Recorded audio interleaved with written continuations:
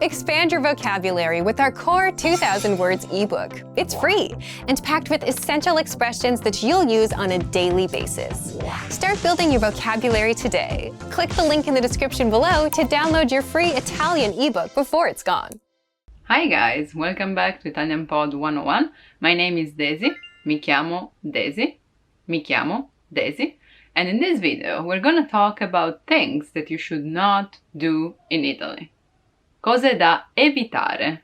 Things to avoid. Evitare. I've thought about this for a while and I realized that everything has to do with food. And of course, I'm excluding things that are not permitted by law, so I'm just talking about manners or anyway things that would make people go like this when you do that. Okay? So if you want to be socially accepted, try to avoid the followings. First of all, let's not order a cappuccino after a meal. Ordinare un cappuccino dopo un pasto. Order a cappuccino after a meal. Pasto is meal. It's a big no-no, okay? You can have coffee. And at most you can have it macchiato, so with a bit of milk inside, but not a cappuccino. That's something that you just order for breakfast or a second breakfast, so let's say till 12-ish.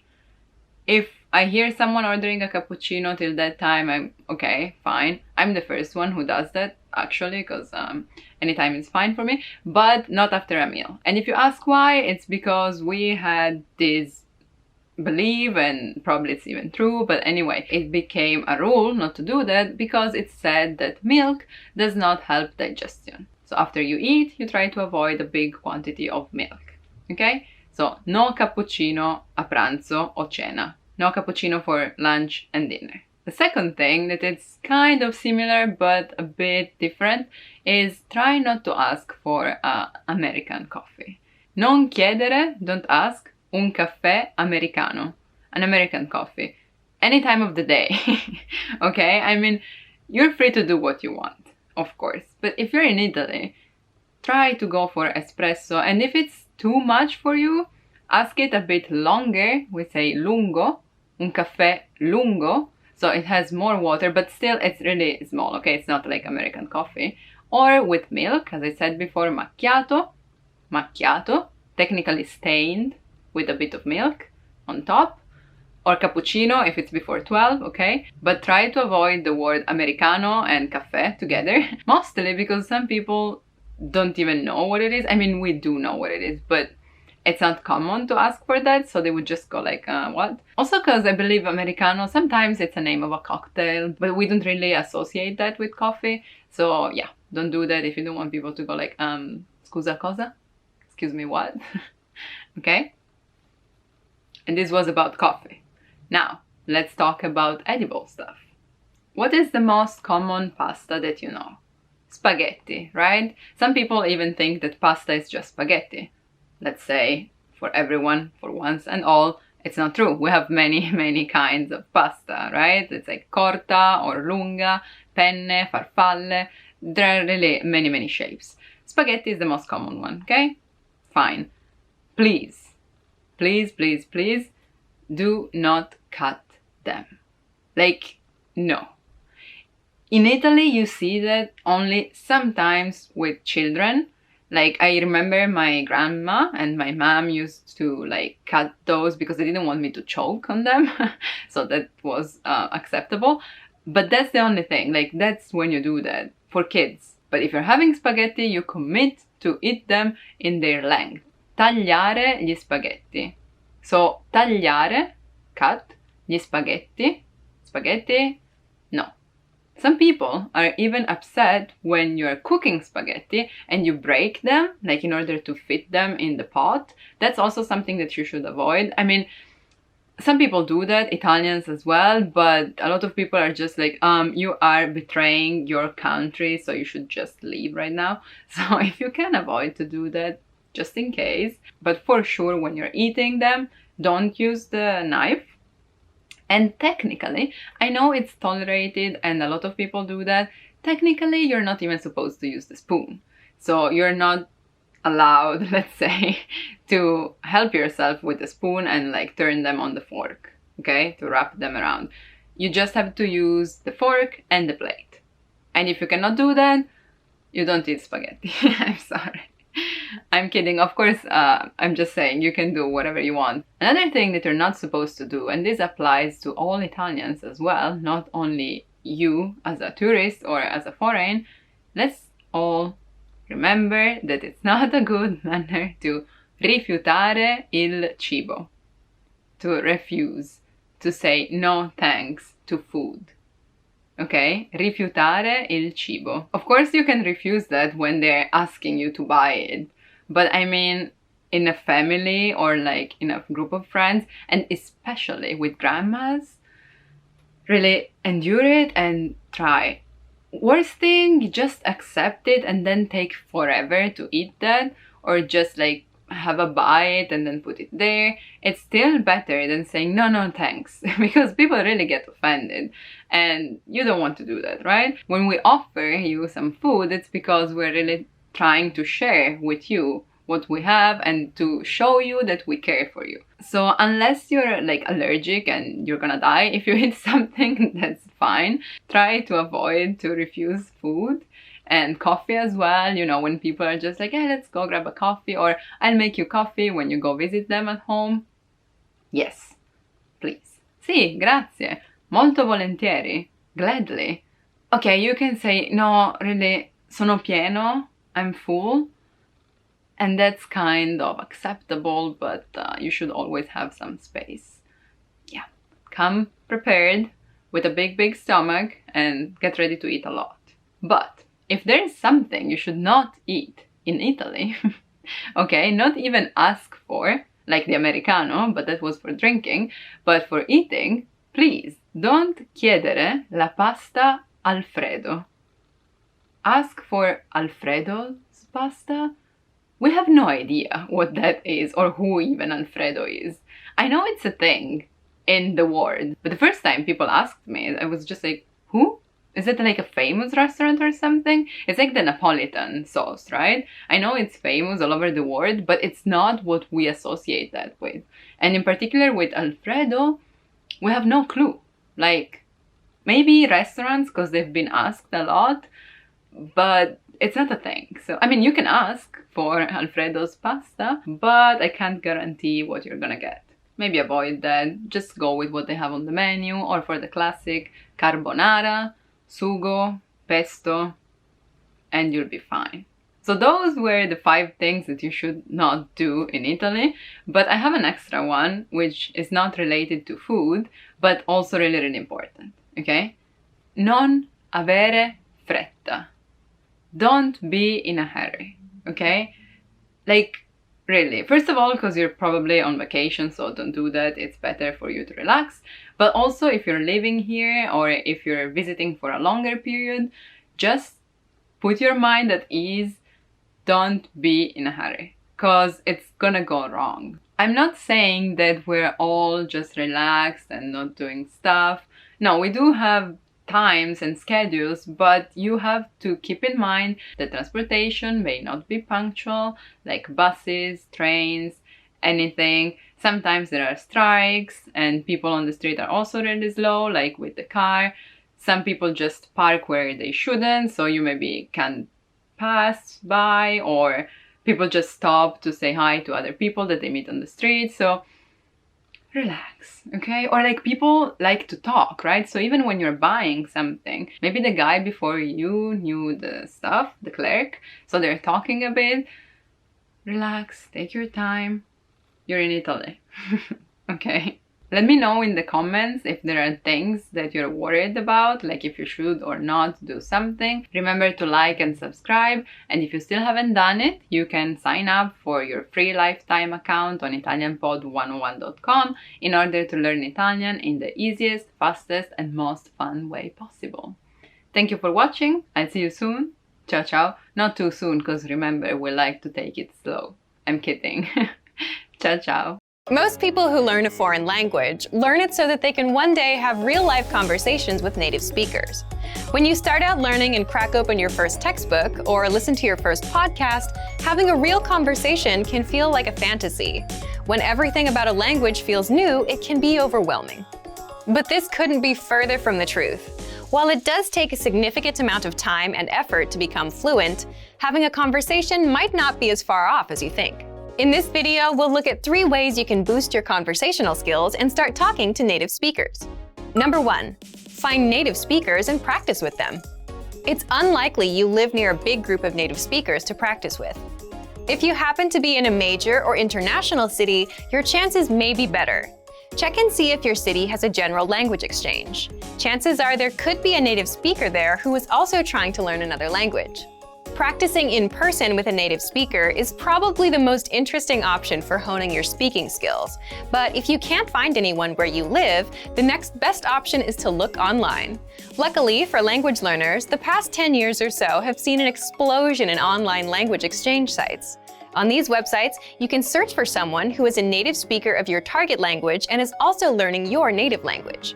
The idea behind a language exchange is that you communicate with them via video or text chat, and half of the time, they help you practice your target language, and for the other half, you help them practice theirs.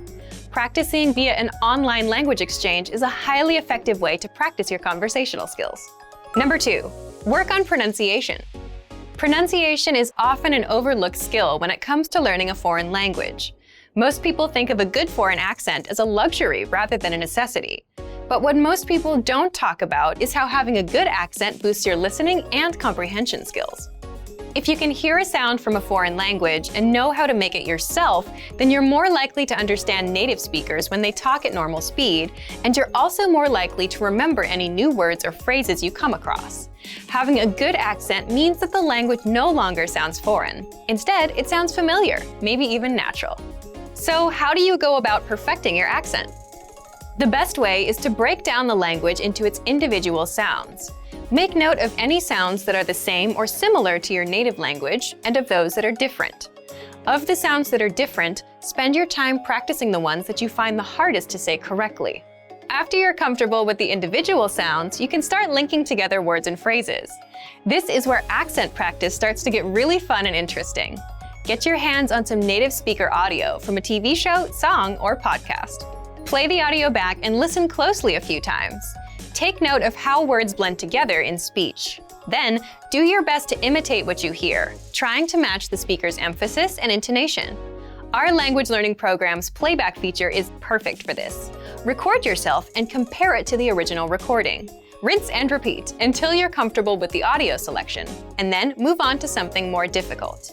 This is how you can break through the accent barrier and really start to make the language your own. Number 3. Learn phrases, not just individual words. Learning grammar and individual words is great, but it's not the only approach you should take if you want to speak fluently. In addition to your regular grammar and vocabulary, try learning whole phrases, even if you aren't totally sure how they work grammatically. Learn phrases that are specific to your needs. It's a good idea to learn phrases that are grouped around a certain setting or subject, such as simple greetings or introductions, questions for getting to know someone, or traveling comfortably. You can even learn filler phrases, which you can use so that you have something to say when, well, you don't know what to say. Learning phrases like this will help you become conversational faster. You may not understand what you're saying literally, but as long as you know the general meaning behind the phrase and know when to use it, you'll be able to talk like a native. Eventually, your knowledge of grammar and vocabulary should catch up with the phrases you know. Learning a new language should feel like an adventure. There will be plateaus and periods in your learning where it feels like you're hitting a wall, but being able to speak with native speakers and have real conversations will help you combat language fatigue. After all, talking to someone face-to-face in a foreign language is one of the main reasons we start learning in the first place. And for even more ways to gain conversation skills, check out our complete language learning program. Sign up for your free lifetime account by clicking on the link in the description. Get tons of resources to have you speaking in your target language. And if you enjoyed these tips, hit the like button, share the video with anyone who's trying to learn a new language, and subscribe to our channel. We release new videos every week. I'll see you next time. Bye! Ciao! Hello! Ciao is the first word, and it's a really useful word because you can use that to your friends to say ciao, ciao, but not to people that you don't really know. Buongiorno, good morning. Buongiorno, that means good morning, and you can use it with friends or even with people that you don't know. So, buongiorno, buongiorno. And people can even answer to you back, ciao, that it's okay, but use buongiorno with everyone and you will be safe. Buonanotte, good night. Buonanotte, so good night. You can use it, of course, in the night, but it's a word that we don't really use to people that we don't know. So it's like ciao. If people say to you ciao to say bye, you can answer buonanotte, but just if you know that they're really going to bed. Otherwise, it's good evening. So buonasera. Sono Desiree. I'm Desiree. Sono, that means I am. You can use it with your nationality, so I'm Italian, sono italiana, or with your name. I'm Desiree, sono Desiree. Mi chiamo Desiree. My name is Desiree. Mi chiamo Desiree means my name is Desiree, and you can use that to introduce yourself to people that you may know, that you don't know. It's okay, because it's formal and informal at the same time. It's okay. Mi chiamo Desiree. Come ti chiami? What's your name? Come ti chiami? So, what's your name? Mi chiamo Desiree. Tu come ti chiami? Piacere di conoscerti. Nice to meet you. You will always use piacere di conoscerti. Come stai? How are you? Come stai? That means how are you? But it's something that you use with your friends, not really with people that you don't know, because in that case it would be something like come sta? Bene, grazie. E tu? I'm fine, thanks. And you? Bene, grazie. E tu? That means fine, thanks. And you? Per favore. Please. Then we have a really useful word that is per favore, that means please. So you can put it at the end of any phrase and it will give you a nice way of asking. Even if you don't know how to say may or can, just add per favore and it will help you. Grazie. Thank you. And to say thank you, you will say grazie. Grazie. Prego. You're welcome. And to answer you're welcome, you have prego. So if you ask something and add per favore at the end, and then the people will do something, you can say grazie, and the other one will answer prego. Sì. Yes. Sì, that means yes. Of course, it's really useful because vuoi mangiare qualcosa? Would you like something to eat? Sì. Yes. No. No. And if you manage to say no, because it's hard to say no to an Italian offering you some food, then you can say no. But it's the same, Italian and English, no. Va bene. Okay. Then we have va bene, that means okay. So again, when people ask you, do you want this? You can say va bene, so it's okay. Scusi. Excuse me. Scusi, that means excuse me. But to people that you don't really know, so would be like, excuse me, do you know where the station is? Scusa, sai dov'è la stazione? Scusa. I'm sorry. If you know the people you're talking to, you should use scusa, that means I'm sorry. Che ora è? What time is it? Che ora è? That means what time is it? You can use it in a formal or informal way, it's the same, so you can say scusa, che ora è? Or scusi, che ora è? It's the same. Dove è la stazione? Where is the station? When you want to know where some place is, so where is location, you will say dove è la stazione, that is, for example, the station. Posso usare il bagno?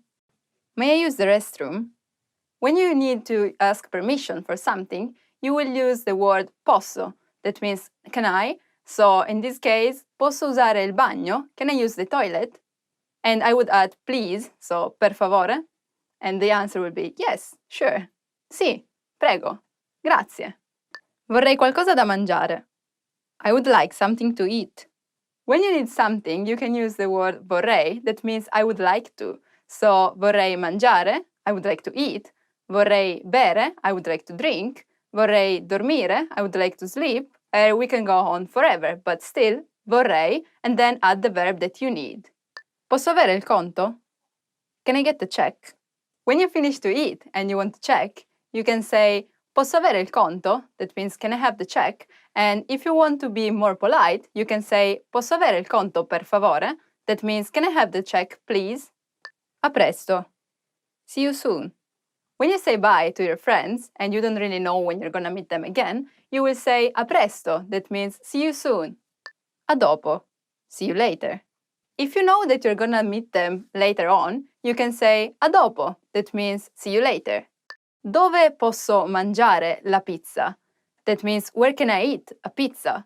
If you really want to know where you can eat a good pizza, you can add buon, that means good. So it will be, dove posso mangiare una buona pizza? Of course, you cannot use pizza, but another type of food that you really want to eat, and that would be maybe lasagna or maybe gelato. So you can say, dove posso mangiare un buon gelato? Or, dove posso mangiare una buona lasagna? We learned how to ask, how are you? And to answer, I'm fine, thanks. But what about if you're not really fine? So you can say così così, that means more or less, or male, that means bad, really bad. Cameriere. Waiter. Cameriere. Waiter. Non riesco a vedere il cameriere. Dov'è? I can't see the waiter. Where is he? Or you can also say, dove è il cameriere? Where is the waiter? Cameriera. Waitress. Cameriera. Waitress. Quella cameriera è molto gentile.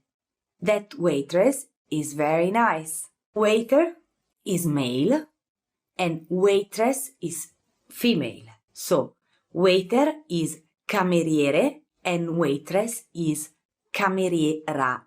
Menù. Menu. Menù. Menu. Posso avere il menù, per favore? Can I have the menu, please? So basically, it just changed the accent because in English you say menu and in Italian you say menù. It's like a bit of a French word. Ordine. Order. Ordine. Order. I signori sono pronti per l'ordine? Are you ready to order, gentlemen? So this is a typical phrase that waiter or waitress can ask you when you are in Italy. Are you ready for a order? Are you ready to order? Sorry.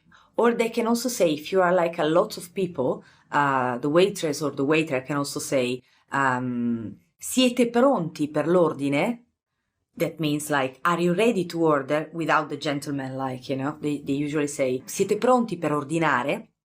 Are you ready to order? Acqua. Water. Acqua. Water. Vorrei una bottiglia di acqua frizzante. I'd like a bottle of sparkling water. So, acqua frizzante is sparkling water. Acqua naturale is mineral water. Dolce, dessert. Dolce, dessert. Non voglio esagerare mangiando anche il dolce. I don't want to overdo it by having a dessert too. You can also use dessert in Italian as well. Let's say if you would like to know which kind of desserts they have in a restaurant, you can say quali dolci avete? Which kind of desserts you have? Cuoco. Chef. Cuoco. Chef. Il cuoco oggi si è superato. The chef outdid it himself today. Which means that he make like a spectacular dinner or lunch, or you know, he did prepare an amazing food, you know. And you can also use the word chef in Italian as well. Fast food. Fast food. Fast food. Fast food. In Italia si preferisce lo slow food al fast food. In Italy, we prefer, I can say, slow food to fast food. And that's actually very true. Or you can also say, le persone in Italia non amano il fast food. Like people in Italy don't love fast food, you know. Ristorante. Restaurant. Ristorante. Restaurant. Questo ristorante ha ricevuto molte stelle. This restaurant has been given many stars. So that means that if you go to eat something in that restaurant, you should like eat a proper food, like a very high quality food. Delizioso. Delicious. Delizioso. Delicious. Le lasagne alla bolognese erano deliziose. The lasagna alla bolognese was delicious. With this nice sentence, we actually reached the end of our lesson, guys. Thanks very much as usual for listening. Please comment, subscribe, tell us what you want to hear in our amazing, nice Italian language. I'm a bit lost in translation today, by the way. So thanks very much. We will talk soon. Take care, always. Bye bye from ItalianPod101.com. Ilaria, ciao.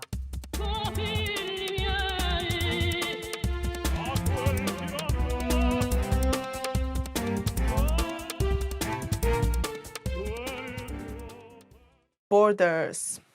First word, dogana, customs. I've been stopped at the dogana. Dogana. Al ritorno dal mio viaggio da Roma sono stata fermata alla dogana. On my way back from Rome, I've been stopped at the customs. Next one, nazionalità, nationality. Conosco molte persone di diverse nazionalità. I know many people of different nationalities. Next one, passaporto, passport. It's very similar to English, passaporto. Ho bisogno di rinnovare il mio passaporto. I need to renew my passport. Next word, visto. Sorry, I laugh at this one. Next word is visto, visa. Non hai bisogno, no, hai bisogno, non hai bisogno, hai bisogno, hai bisogno. Per visitare alcuni paesi hai bisogno di un visto turistico. To visit some countries, you need a tourist visa. Carta d'ingresso, entry card. Quando arrivi in un paese straniero, ottieni la carta d'ingresso. When you arrive to a foreign country, you obtain the entry card. Fine. The end. We're done for today. See you next time. I hope you enjoyed it and bye bye. Ciao. Ci vediamo. See you. Ciao, sono Consuelo, piacere. Hi, I'm Consuelo, nice to meet you. I've just introduced myself in Italian. In this lesson, you're going to learn how to introduce yourself in Italian. There are only 2 sentences to do it, but first, it is important to clarify that in Italian, there's a difference between formal and informal speech. Let's now see how Italians introduce themselves in an informal situation, referring to tu, Italian for you. Ciao, sono Consuelo, piacere di conoscerti. Hi, I'm Consuelo, nice to meet you. Ciao, sono Consuelo, piacere di conoscerti. So, you just need to say, ciao, sono, add your name, and then piacere di conoscerti. Ciao, sono Consuelo, piacere di conoscerti. And now, let's see the same sentence during a formal situation, referring to lei, the Italian courtesy form for you. Buongiorno, sono Consuelo Innocenti, piacere di conoscerla. Buongiorno, sono Consuelo Innocenti, piacere di conoscerla. What has changed from the previous introduction? Let's take a look at this. Ciao has been substituted with the formal greeting buongiorno, Italian for good morning. Sono Consuelo has not been changed. Sono stands in both cases for I am. However, during a formal self-introduction, we also say our last name. Consuelo Innocenti are respectively my first and last names. Finally, the sentence piacere di conoscerla has switched conoscerti into conoscerla, since conoscerla is referred to lei, the Italian formal courtesy form for you. So, the formal way to introduce yourself is buongiorno, sono, here add your full name, and then piacere di conoscerla. In the last lesson, we learned how to be grateful saying grazie. Today, we learn some of the most common greetings used in Italy. Pronti? Are you ready? Allora, cominciamo! Let's start! The most used informal greeting is ciao. Ciao. Ciao means hi, hello, and goodbye. That's why we use it when we meet, but also when we leave. We should only use this greeting with relatives or friends. And now, let's talk about some more formal greetings. The one you're used to hear in Italy and at italianpod101.com is buongiorno. Buongiorno. Literally, buongiorno means good day. However, we could also interpret it as good morning or good afternoon. As a rule of thumb, we can use buongiorno only during the daytime from morning until evening. During the evening, we say buonasera. Buonasera. So, since sera obviously means evening, buonasera stands for good evening. Buongiorno and buonasera are used when we meet someone, but when we leave, we don't say them again. In this formal situation, Italians use arrivederci. Arrivederci. Arrivederci means goodbye. Finally, in Italian, we use the expression meaning see you soon, that can be considered both formal and informal. That is, a presto. A presto. Now, you can greet people in many different ways in Italian. Ciao. Ciao.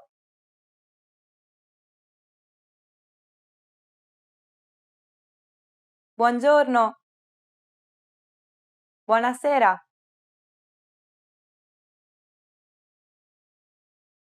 Arrivederci. Arrivederci.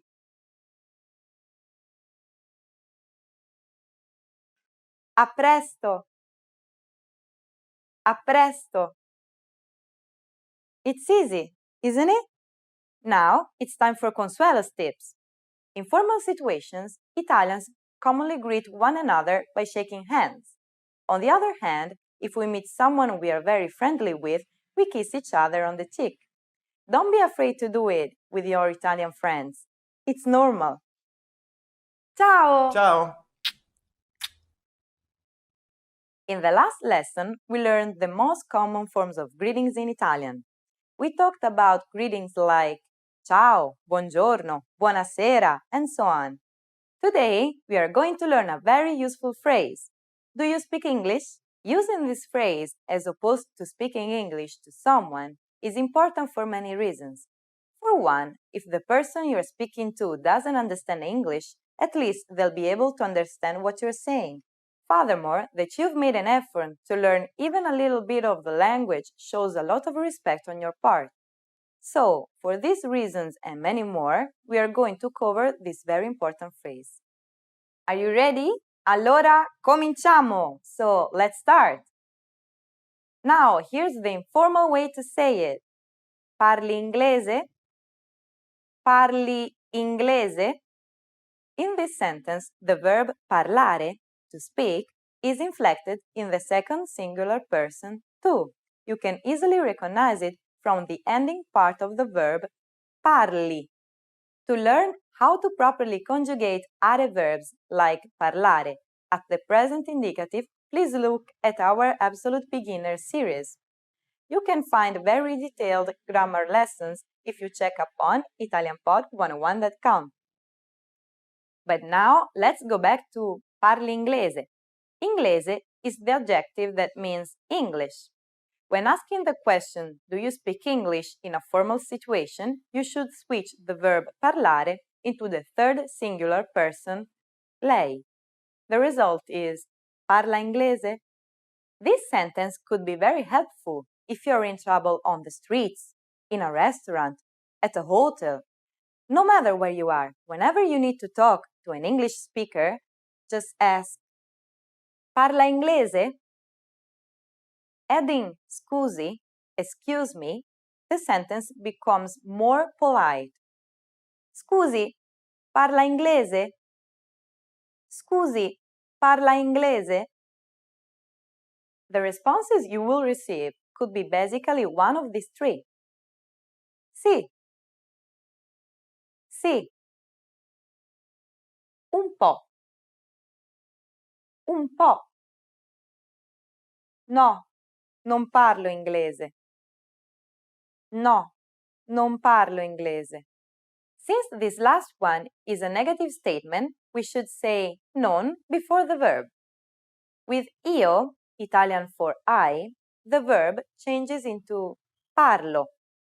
That is why I do not speak is non parlo. Non parlo. Now it's time for Consuelo's tips. For those of you who are not only English speakers, you can obviously use this question with any language you need. Italians study other European languages at school, so maybe you get lucky. Just substitute inglese with francese for French, spagnolo for Spanish, and tedesco for German. In today's lesson, we mentioned scusi. In the next lesson, we'll learn these and other ways to apologize in Italian. It's never too late to show your good manners with Italian people. In the last lesson, we learned some words used when apologizing in Italian, including scusi and mi dispiace. Today, we are going to learn numbers. Are you ready? Allora, cominciamo! So, let's start! 1, 2, 3, 4, 5, 6, 7, 8, 9, 10. Okay, now repeat after me. I'll say the numbers and give you time to repeat each one. 1, 2, 3, 4,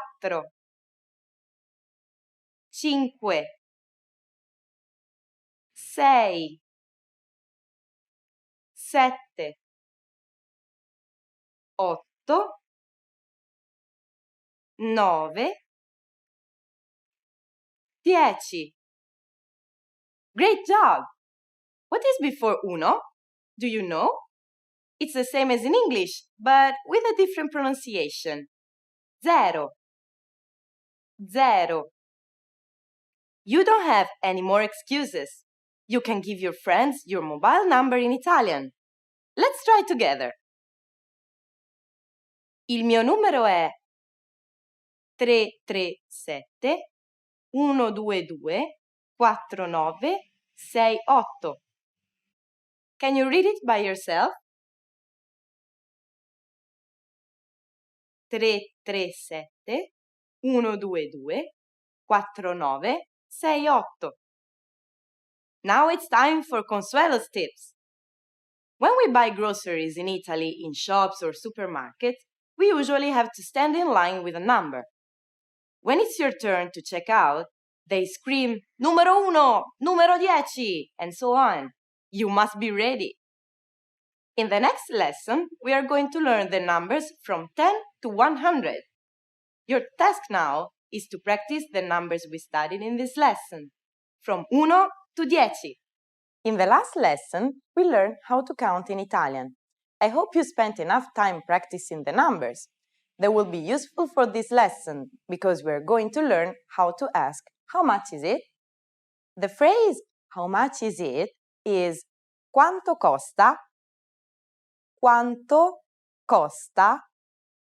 Are you ready for some unchecked shopping in Italy? Let's practice together. The first thing to say to a shop clerk is scusi. Do you remember what that means? Excuse me. So, scusi, quanto costa? Scusi, quanto costa? If we want to be more specific when asking how much is this, we should add questo when referring to a masculine object or questa when referring to a feminine object. Quanto costa questo? Quanto costa questa? For example, hat is a masculine noun. Cappello. Scusi, quanto costa questo cappello? And what about feminine nouns? Skirt in Italian is feminine. Gonna. So, scusi, quanto costa questa gonna? At this point, the shop clerk can answer by saying costa bla bla bla, sono bla bla bla, fanno bla bla bla. For example, sono 39 euro, fanno 39 euro, or costa 39 euro. What number is 39? I'm not telling you. Okay, it's 39. It costs 39 euros. Now it's time for Consuelo's tips. A quicker way to ask how much is quant'è, which literally means how much is. Even when you ask for an espresso at the counter of an Italian bar, you can ask the cashier, un espresso, per favore. Quant'è? One espresso, please. How much is it? So, don't forget that Italian streets are full of stands, and in most little towns you can easily find local markets with many stands where you can buy absolutely everything. At this point, can you count euros in Italian? We are going to learn how to do this and much more in the next lesson. Hi everybody, my name is Felice. Welcome to the 2000 Core Italian Words and Phrases video series. Each lesson will help you learn new words, practice and review what you have learned. Okay, let's get started. First is infezione, infection, infezione, infezione, infection, infezione della pelle, skin infection, infezione della pelle,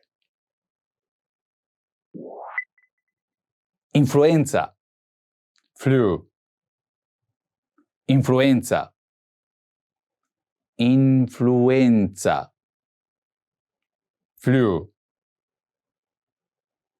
stagione dell'influenza, flu season, stagione dell'influenza, tromba, trumpet, tromba, tromba, trumpet, tromba d'ottone, brass trumpet, tromba d'ottone,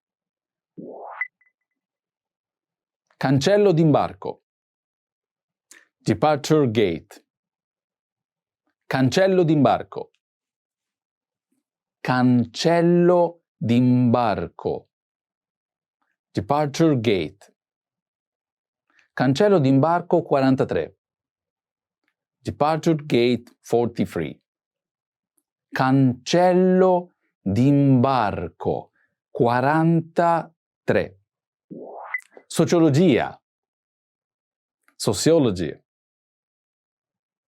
sociologia, sociologia, sociology, studio di sociologia, study of sociology, studio di sociologia, assistente di volo, flight attendant, assistente di volo, assistente di volo, flight attendant, assistente di volo donna, female flight attendant, assistente di volo donna, posto, seat, posto, Posto. Sit. Posto in aereo.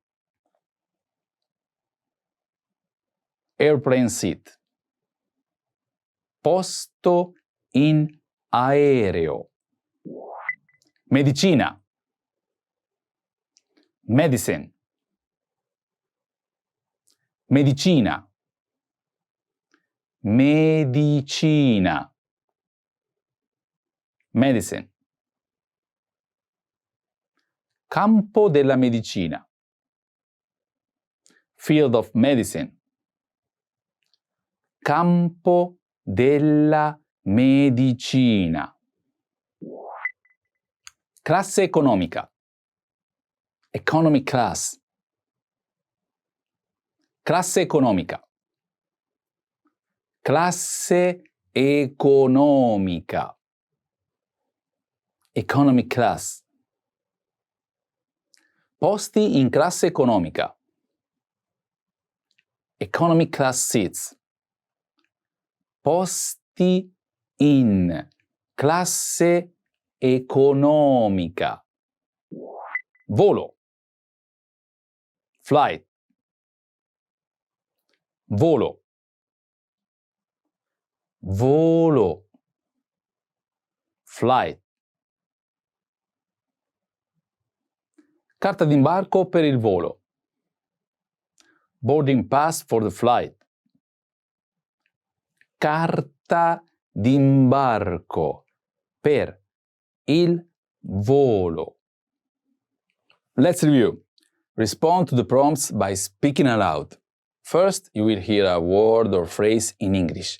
Respond in Italian, then repeat after me, focusing on pronunciation. Do you remember how to say infection? Infezione. Infezione. And how to say flu? Influenza. Influenza. What about trumpet? Tromba. Tromba. Do you remember how to say departure gate?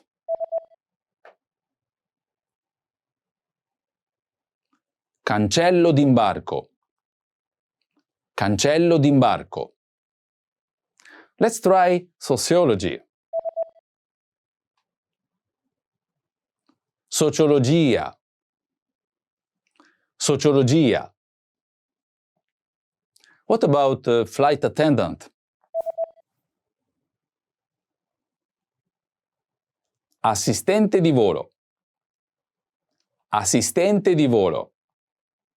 Now, let's see if you remember how to say sit.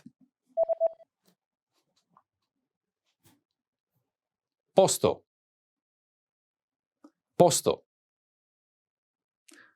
Another one. What about medicine?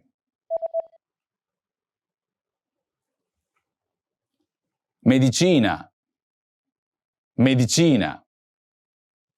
Do you remember how to say economy class?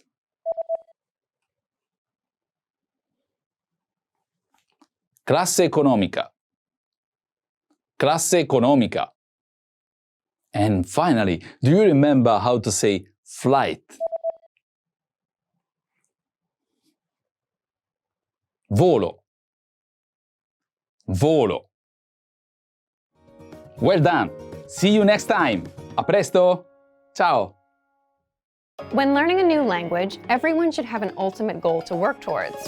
Whether you want to be able to connect with a relative, easily order food while traveling, or go somewhere new, having an end goal for your learning can be very motivating. A popular but challenging goal is being able to speak like a native speaker. It's difficult to measure exactly when you reach this goal, and it's not something you can pick up using textbooks alone. So how do you work on making your speech more natural? That's what we're going to look at today. Here are 3 tips to help you practice talking like a native speaker. Number 1, focus on vocabulary. If your goal is to speak like a native, you might be really focused on speaking quickly or using as many complex grammar patterns as possible. But in our native languages, we're not always trying to speak as fast as possible, and we use complex grammar patterns when necessary, not to show off. Vocabulary, however, is extremely important to expressing ourselves naturally. Your choice of words can reveal a lot about you and your understanding of the language. Most learners have had the experience of using a phrasebook or a dictionary to find a word they want to use, trying the word in conversation, and getting a look of confusion from the native speaker. In some cases, although your word choice may be grammatically correct, the word may be inappropriate for the situation or totally unnatural. This is especially important in business and other formal situations, where the right level of formality and professionalism is key.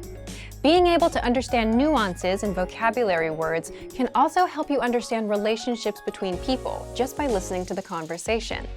Try to listen to many different types of conversations. Listen to how people talk to their friends, their superiors, and in customer service situations. This will give you a better idea of how to talk to others naturally. In some languages, you can omit words from sentences or use more direct communication styles. It's important to be aware of these things so you can apply them yourself. Colloquialisms and slang are also commonly used in most languages. As this sort of vocabulary is always evolving, it can be difficult to keep up with the latest words. Talk with native speakers and consume media in your target language to make sure you pick up these kinds of expressions.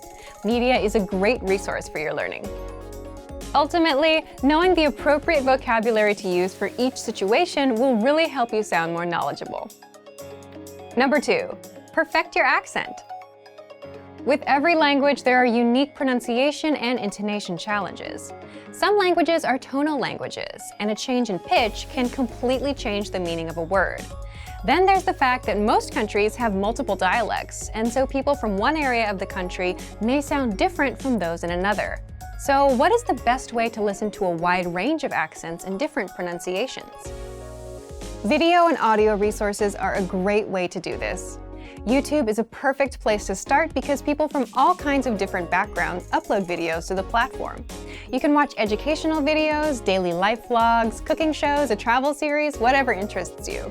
Pay attention to the different ways people speak. Everyone is unique. And then practice speaking like them. This kind of practice can help you sound more natural. One note, please be aware of the type of resources you're using. For example, if you find a video where a speaker uses a rare dialect, it might not be a good idea to use that for your pronunciation practice, unless you have a special reason for studying a specific accent. As a general rule, it's best to try to search for practice resources that use a standard form of the language you're studying. Number 3, copy what you hear. Do you remember how you learned to speak as a child? We rarely learned new words just listening to them, or reading after we learned how. When we were little kids, we imitated the sounds we heard by repeating the sounds out loud. While you're talking to a friend, watching videos, or listening to audio in your target language, you can do this to try and replicate the way they speak. Doing this will help you work on mastering the flow of the language, your accent, intonation, and pronunciation. Of course, you might also pick up some new vocabulary this way. Make sure to repeat new words often. It's a great way to make sure you remember them. Try doing this using a number of different mediums and sources. That way, you'll be exposed to the diversity that the language offers and master the fundamentals of pronunciation. For example, you can watch and imitate several different YouTube videos and audio CDs, but try a few different sources, like different creators or different audio types, to make sure you experience a wide range of communication in your target language. If you're using our language learning program, you can even get your own teacher with Premium Plus. Your teacher can answer questions, give assignments, and even listen to your recordings and give you advice on pronunciation. Completing these kinds of lessons with a native teacher can really boost your confidence in your speaking skills. Becoming able to speak like a native is a popular goal for many people learning a new language. It feels great to be able to communicate smoothly, especially when the people you're talking to expect basic level sentences or broken communication. Try using the tips we've shared in this video to work on improving your speaking skills. Of course, it'll take time and persistence, but the reward will be more natural communication. And for even more tips on speaking, check out our complete language learning program. Sign up for your free lifetime account by clicking on the link in the description. Get tons of resources to have you speaking in your target language. And if you enjoyed these tips, hit the like button, share the video with anyone who's trying to learn a new language, and subscribe to our channel. We release new videos every week. I'll see you next time. Bye! Hello everyone, welcome back to ItalianPod101.com. My name is Daisy, mi chiamo Daisy, and in this video we're going to talk about the Italian family. La famiglia italiana. La famiglia italiana.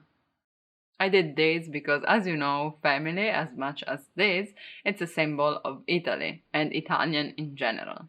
In fact, family, la famiglia, is something really important for Italians. It has a key role during the whole life of Italian people. Not only probably, but especially Italian. You can find bigger families in the south, while a bit smaller in center and north. The nucleo familiare, so the family, which is usually made of, let's say, parents and kids, so genitori e figli only in north, and then genitori, figli e parenti, so other relatives. Careful about this false friend, parenti is not parents but relatives. So more relatives on top of the parents. It could be maybe the mother-in-law or like an uncle and so on. Get reunited at night around the table to discuss what happened during the day. So that's an important moment for the family to have. Even in the north though, so it's something that it's all around Italy. Family tries to stay close by. So even if there is actually another family, let's say that you move out and you make a family of your own, you try to be close by the other family. So la vicinanza is really important. Not to mention that if some, let's say, grandparents, so nonno or nonna, if one of them is widow, for example, vedovo, it's really common for them to go and live with a son or a daughter. Also, I don't want you to focus too much on differences between north and south, so just think about a thing that is general, but it's just harder to have it in north. Because think, for example, about a lot of people that go to the north for work or studies, so they're far from family. So that's also why in the north you can find smaller families and then the bigger ones in the south. Also because people that are studying again or working in the north then go back to their hometown in the south for vacanze, so holidays, and big celebrations like Christmas, Natale, or Pasqua, Easter, Pasqua. Even though people are getting married when they're older and older, like around 30s, and before it was way younger, even though that happens, it's common for people to live with their parents until they get married, or not even. There are people that actually live with their parents for all their lives, and when they get married, they go out. But if they don't really feel the need to be on themselves. Of course, it's not for everyone, but here in Italy, it's common to see, let's say, older people with family. I guess someone may call them mammoni, or cocco di mamma, which is usually referred to a guy, a male person that is really close and really attached to his mother, and that's also why they don't leave the nest, let's say. Even for people who leave the nest though, the mother and son relationship is really strong, and that's why you may also hear a lot about your suocera, mother-in-law. Because even if at home at night you reunite with your family only, then there's Sunday lunch, il pranzo della domenica. It's a general tradition where people meet with la famiglia allargata. So the larger family, let's say, not just the small one, so not just kids and parents, but also other relatives as well. And sometimes if you have childhood friends or partners, of course, they also get into this family. So it's more people that meet for lunch. And again, spend time together and talk about lives. They just enjoy eating and drinking. And in these lunches, and not only, but especially, nonna, grandmother, is really important. Because she maybe helped by other women of the family, because let's say that it's still in the traditional family, the father was the one that worked and the mother the casalinga, so housewife, casalinga. So with women cooking and men, let's say, being at the table, playing with kids and so on, the nonna, the grandmother, has a key role in choosing the menu, for example, because she's the one cooking. Then people wait for everyone to be at the table before eating, of course. But also, as much as spending time inside houses with family, it's important for big celebrations such as matrimoni, weddings, compleanni, so birthday parties, or like baptism, and I don't know, anything really that you want to celebrate. It's common to go out for lunch or dinner. So the one who's inviting and actually celebrating something pays for the rest of the family. Not always, it depends on families, of course. But that's just to say that it's not only about eating inside, but also going outside to celebrate, just all together. In Italy, even though the babysitter, so it's the same word, babysitter, may be used for some hours, the nanny culture is not a thing. So there's no such tata is nanny, that takes care of the family for like the whole day, more days of the week, because it's usually the grandparents, I nonni, that take care of children, of I nipoti. Because as I was saying before, if not just like inside the same house, they live really close by, so they can help. In case they're not autosufficient, so you cannot take care of them instead, so you of your parent, it's common to use case di cura, nursing home, so where you put the elderly so they can be taken care of. As you may know from movies and books, l'orgoglio, so the pride of the family is really important, and that's why there are so many sagas and so on, even in the past, right? Just think about literature.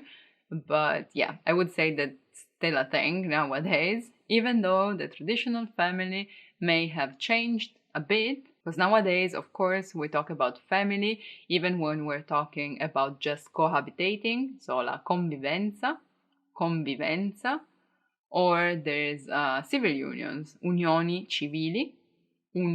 civili, or adoption, for example, genitori adottivi, foster parents, genitori adottivi, and also, lastly, let's not forget that animali domestici, so pets, are also a big part of family. This is just a general idea of how an Italian family works and Italian family culture in general, as I was saying, but please let me know in the comments how it is in your country. And if you want to learn even more about Italian culture and language, just click the link in the description and download our PDF lessons to learn Italian in the fastest, easiest, and most fun way possible. Thank you for watching. I'll see you soon. Bye bye. Ciao ciao. Expand your vocabulary with our Core 2000 Words ebook. It's free and packed with essential expressions that you'll use on a daily basis. Start building your vocabulary today. Click the link in the description below to download your free Italian ebook before it's gone.